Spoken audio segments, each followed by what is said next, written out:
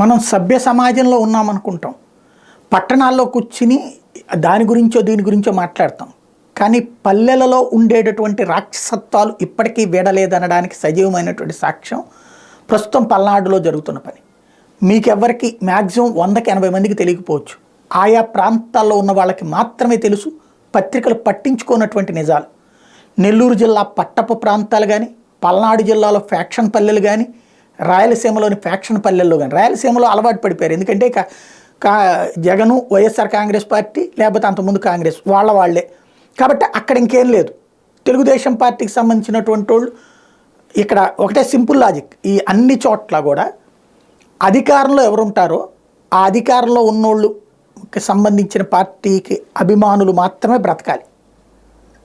అధికారంలో లేనటువంటి వాళ్ళు ఊర్లో వదిలి పారిపోవాలి.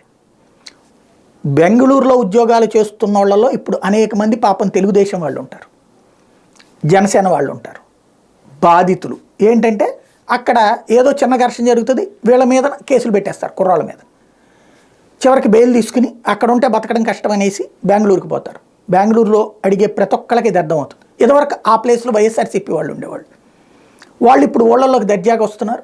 తెలుగుదేశం వాళ్ళు, జనసేన వాళ్ళు అక్కడికి పోతున్నారు. అలాగే పల్నాడులో సేమ్.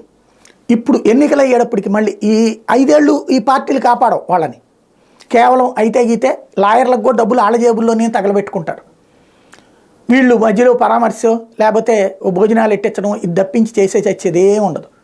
మళ్ళీ ఇప్పుడు ఎన్నికలు వచ్చినాయి కదా, వెనక్కి వచ్చేస్తారు వాళ్ళు. ఇప్పుడు అక్కడ పోలీస్ పికెట్లు ఏర్పాటు చేపిస్తారు. ఇప్పుడు తోడుంటారు ఈ 4 రోజుల పాటు. దాంతో ఇప్పుడు వెనక్కి వస్తున్నారు తెలుగుదేశం పార్టీ సానుభూతి పరులు. పల్నాడులో కోర్టులకు వెళ్ళి కోర్టు ఆదేశాలు తీసుకుని వచ్చారు. మిగతా ప్రాంతాల్లో కూడా అదే జరుగుతుంది. తెలుగుదేశం వాళ్ళని వెనక్కి తెప్పిస్తుంది.